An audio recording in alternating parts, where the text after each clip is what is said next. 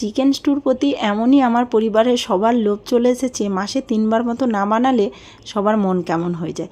সামান্য পরিমাণ তেল দিয়েছি, তার মধ্যে দিয়েছি এলাচ এবং লবঙ্গ, তারপরে দিয়ে দিয়েছি 2 টিস্পুন মতো পেঁয়াজ আদা রসুনের পেস্ট, সাথে দিয়েছি গাজর কুচোনো, পেঁপে কুচোনো এবং আলু কুচোনো, সাথে চিকেন, আর দিয়েছি টমেটো কুচোনো, 3টে কাঁচা লঙ্কা দিয়ে ভালোভাবে চিকেনটাকে কষিয়ে নিতে হবে। ওই প্রেসার কুকারের মধ্যে একটু নাড়াচাড়া করে কষানো হয়ে গেলে ওর মধ্যে এবার জল দেবো পরিমাণ মতো। তার আগে দিয়ে দিয়েছি লবণ স্বাদ মতো, হাতে দিয়ে দিচ্ছি 1 চিমটে মতো হলুদ জাস্ট একটু কালারের জন্য, জিরের গুঁড়ো, আর সবশেষে দিয়ে দেবো গোলমরিচের গুঁড়ো।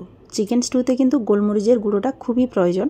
এরকম কষানো হয়ে গেলে 1/2 টিস্পুন মতো দিয়ে দিচ্ছি গোলমরিচের গুঁড়ো। এবার দিয়ে দেবো পরিমাণ মতো জল, যতটা চিকেন ঠিক ততটা পরিমাণ জল, কিন্তু আমার ছেলে একটু জল বেশি খেতে চায়, মানে স্টুটা বেশি চায়, দিয়ে 3টে মতো সিটি দিয়েছিলাম। ব্যাস 3 সিটির পরেই দেখুন কি সুন্দর চিকেন স্টু রেডি, আমাদের হেলদি চিকেন স্টু।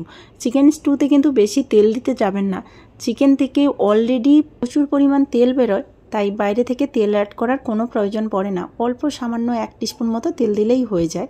এই চিকেন স্টু কিন্তু ভীষণ একটা হেলদি জিনিস, বাচ্চা থেকে বড় সবাই পছন্দ করে। আমাদের রাতে এই ডিনার ছিল চিকেন স্টু। রেসিপিটি কেমন লেগেছে কমেন্ট করে জানাবেন, ভালো লাগলে লাইক করবেন, চ্যানেলটি সাবস্ক্রাইব করে পাশে থাকবেন।